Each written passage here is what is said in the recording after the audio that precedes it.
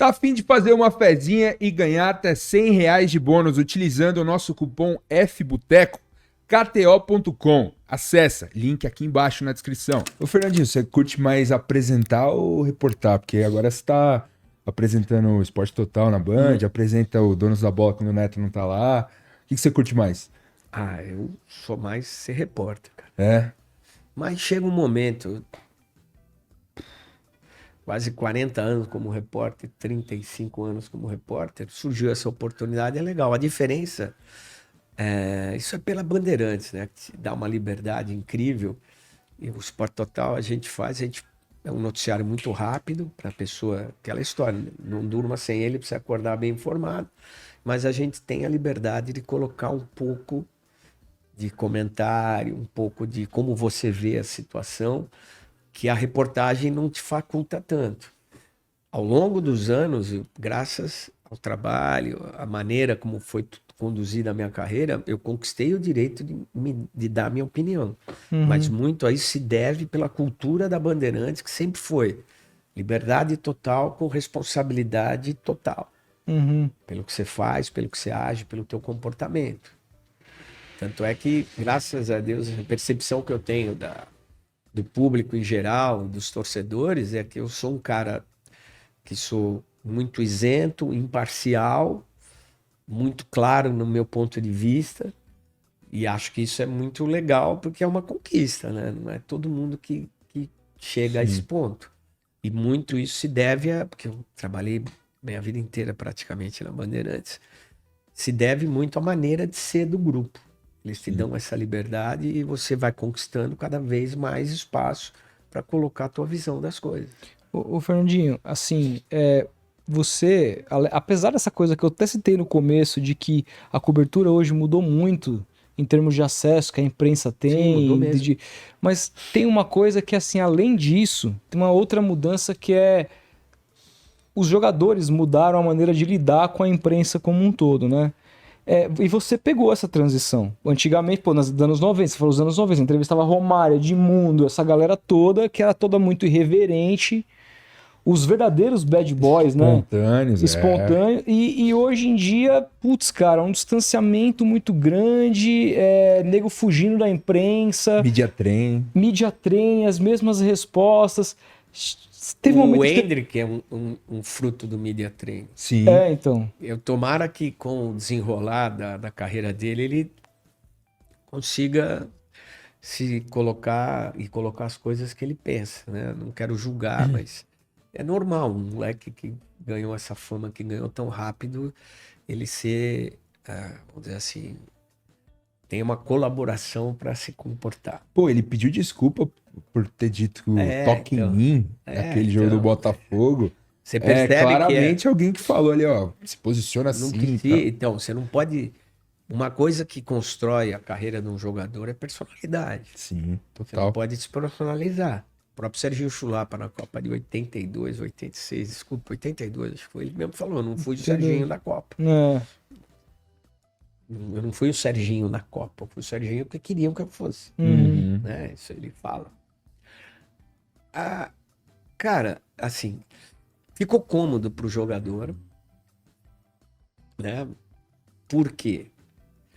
Ao longo dessa transição da chegada das mídias sociais, do aumento do volume de profissionais, o clube importando um modelo europeu, querendo dar seriedade para o seu dia a dia, falando aqui ninguém entra, aqui é fechado, ninguém faz.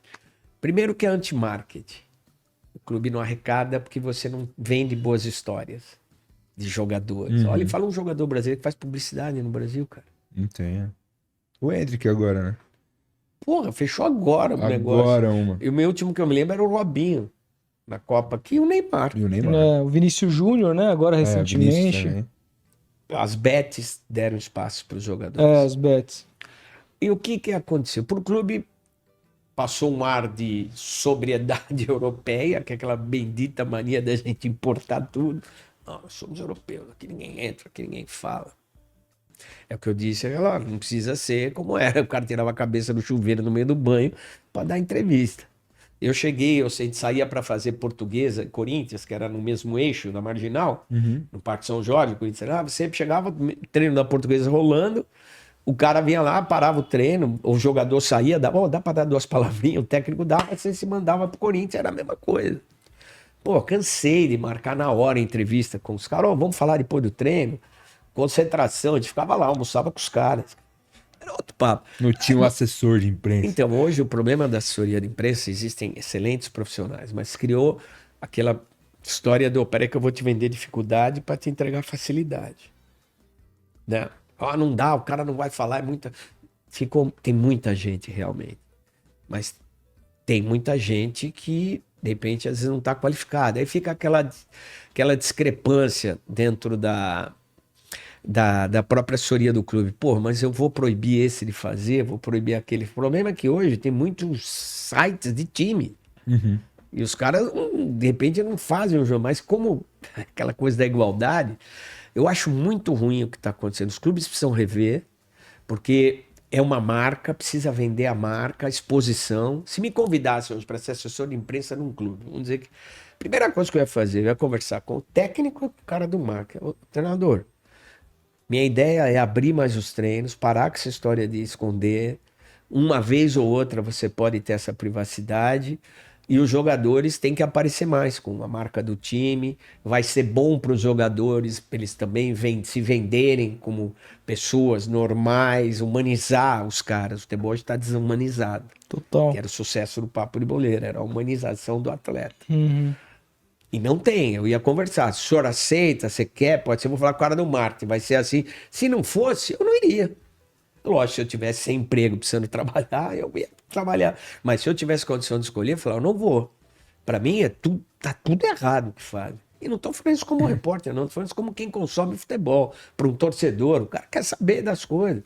Hoje o jogador faz lá a mídia social dele, contrata os caras, dá umas declarações que não são eles. Cara, você não vê um treino, você não bate um papo, você não...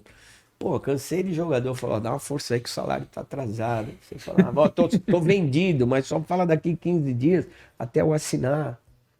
Pô, você tava nos campos, cara, o jogo ia começar, você fazia assim, o cara atravessava o campo para vir falar com você. Cara, igual a seleção brasileira. Eu sempre tive por prática, do número 10, o principal, até o terceiro goleiro, eu sempre entrevistei todos. Por quê? O cara tá na seleção, não é por acaso, o cara merece respeito. E esse respeito, os caras percebiam que eu tava dando para ele, porque todo mundo quer entrevistar um 10, quer entrevistar o goleador, mas o outro que tá lá, ele é importante também, cara. Porque o cara conquistou, tá numa seleção brasileira, não é para qualquer um. Então, são construções, são relações que estão perdidas, estão indefinidas, mal direcionadas. Então, acho que esse é um grande problema. E eu peguei, desculpa, essa transição, cara. Pô, hoje o celular pro meu filho é a extensão do braço dele. Sim, sim. Pô, cara, eu vim numa época que era tudo diferente. E eu fui me adaptando, algumas coisas mais, outras menos, mas é complicado. Os clubes parece que aproveitaram a pandemia, né? Fechou tudo pra fechar tudo. Hoje, o máximo que você vê do repórter é ele na porta do CT lá com o microfoninho, falando as informações do dia e sem poder adentrar o clube. Eles acham que isso é conveniente. Eu acho isso anti-marketing. O clube deixa de ganhar. Qual foi o grande lance da Crefisa no começo e com esse sucesso do Palmeiras? A Crefisa já era uma grande empresa, ela ficou maior. E ninguém conhecia. Com o sucesso do Palmeiras, a exposição. Imagina, os títulos deram uma exposição muito grande. Mas ela poderia capitalizar muito mais em cima disso, se ela fosse mais aberta. Se o treino do Palmeiras fosse mais acessível, se o treino do Corinthians fosse mais acessível, se o do São Paulo fosse mais acessível. Não é. A seleção brasileira... Peguei seleção brasileira, cara. A Granja Comari tinha um vestiário, tinha uma sala de imprensa do lado. Os jogadores saíam lá de cima, sentavam na escada, acabava o treino. Pô, estamos falando de uns fera, hein, velho? Ficava sentado no gramado, lá aquela rodinha, nego batendo papo. Acabava treino nos clubes, a gente ficava batendo papo com o jogador, com o treinador. Ó, entra aí, vamos almoçar, com o árbitro, velho, vamos tomar um café.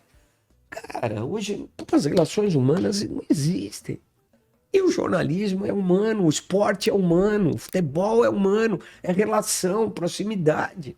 E os caras estão na contramão disso, cara.